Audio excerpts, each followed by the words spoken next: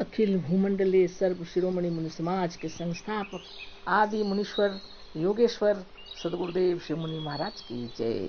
उपस्थित साधु सज्जन वृंद, संत वृंद, साधक वृंद, आध्यात्म ज्ञान के जिज्ञासु और प्रेमियों, आप सबको मेरा कोटिशः नमन, सप्रेम जय जय।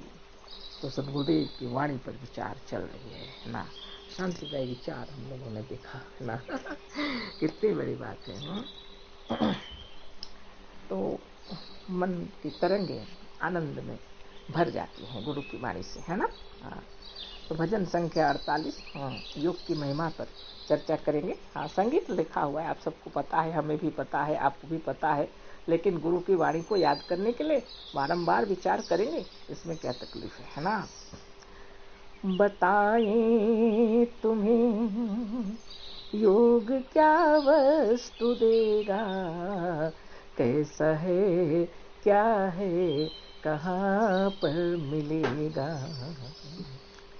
आरोग्य देगा, अमरता भी देगा, यही मुक्त स्वाधीन तुमको करेगा। भटकता हुआ चित्त यदि लौट आवे, स्वरूपस्थ होकर के दुख को हरेगा।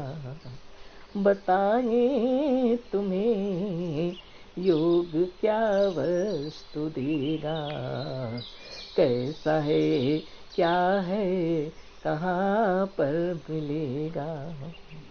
सर्वांग की इसमें कसरत है देखो, सुखी होगा जो इसको करना सीखेगा। सहज है, सरल और सस्ता सुलभ है, सुखासन से मन को पकड़ना पड़ेगा। ज्योति की मोती बरसती रहेगी, अमृत वहाँ पर झराझर झरेगा। बताएं तुम्हें योग क्या वस्तु देगा, कैसा है क्या है कहाँ पर मिलेगा। पढ़ो योग साधन, पढ़ो शांतिदायी, यही योग का रूप सच्चा कहेगा। पढ़ो सत्य सुंदर ओ वेदांत देखो, तभी योग करते कराते बनेगा। निरोग पढ़ लो, अमरता भी पढ़ लो, तुम्हें सृष्टि विज्ञान पढ़ना पड़ेगा। बताएं तुम्हें योग क्या वस्तु देगा, कैसा है क्या है कहाँ पर मिले। पुस्तक बनी सूक्ष्म संसार की भी, वही मुक्ति का मार्ग सच्चा कहेगा। मुनियों का है संग संसार भर में, वही योग सच्चा तुम्हें भी मिलेगा। शिव रूप होगा इसे जो करेगा, समुन्नति के ऊंचे शिखर पर चढ़ेगा।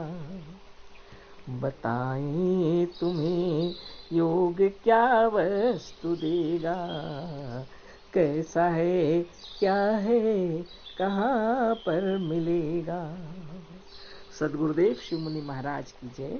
इतने खूबसूरत सुंदर ढंग से उन्होंने भजन ज्ञान गीता में रचना की है और बतला रहे हैं हम लोगों को, है ना, योग तुम्हें क्या देगा। बहुत बार इस पर चर्चा हो चुकी है, इसलिए हम इस पर अधिक जोर से नहीं बोल रहे हैं। आपके अंतरात्मा में सब ज्ञान भरा हुआ है ना। आरोग्य देगा, अमरता भी देगा, यही मुक्त स्वाधीन तुमको करेगा। बताइए योग की महिमा।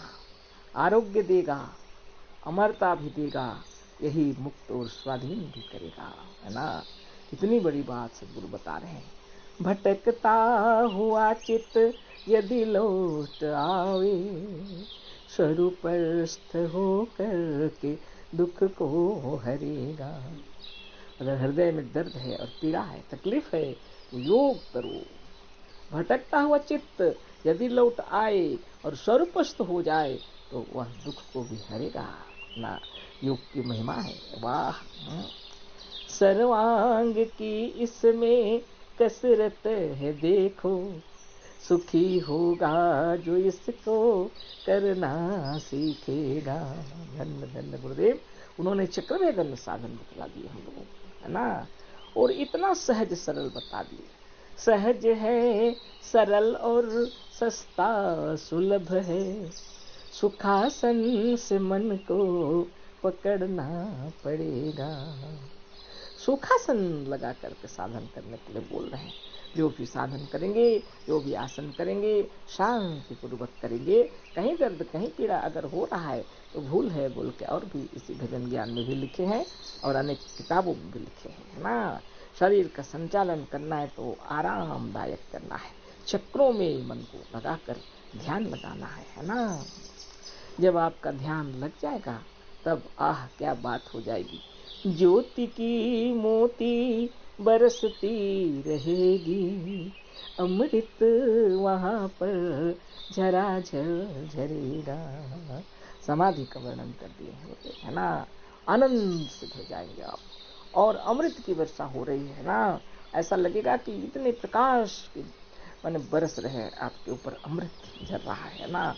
अपनी अपनी समाधि की अपनी अपनी महिमा है और सबको अपना अपना तरीका का अपना अपना तरीका से समाधि अपना प्राप्त करते हैं। अपने अपने अनुभव हैं सबके अपने अपने, उसमें कोई संदेह नहीं। तो सदगुरुदेव की किताबों का अध्ययन समय समय पर करना चाहिए, है ना। पढ़ो योग साधन, पढ़ो शांतिदायी, यही योग का रूप सच्चा कहेगा। चाहे जो भी हो, सदगुरु की किताबों का अध्ययन किया कीजिए। हम तो नित्य पढ़ते ही हैं, थोड़ा सा ही सही, लेकिन अवश्य ही। और आप लोगों की कृपा से इसी पर चर्चा हो रही है। हर रोज योगाभ्यास कंप्लीट करने के बाद हम लोग इसी पर चर्चा कर रहे हैं ना। बहुत बड़ी बात है। बात सिर्फ इतनी सी है कि और क्या बताएं, सिर्फ यही बातें हैं और इसी बात को बार बार हम बोल रहे हैं। तो आप सोचते होंगे बार बार इसी बात को कितना सुने, है ना। बार बार एक ही बात को कितना सुने, लेकिन बारंबार इसी बात को सुनने से आपके हृदय में ध्यान लग जाएगा। किसी वस्तु को याद करने के लिए बारंबार उस पर ध्यान करना पड़ता है ना। इसलिए सदगुरु की किताबों का अध्ययन करना चाहिए।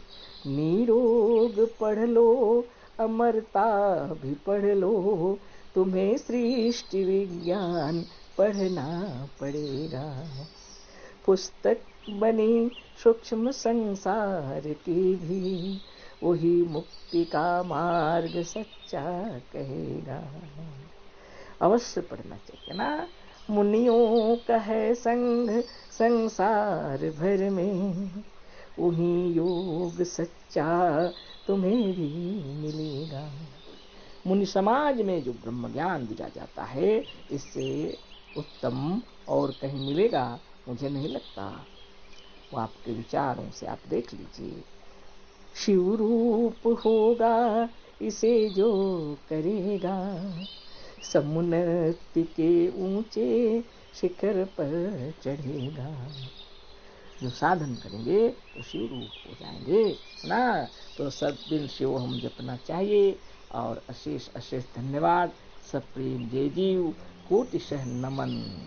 सद्गुरुदेव शिव मुनि महाराज की जय।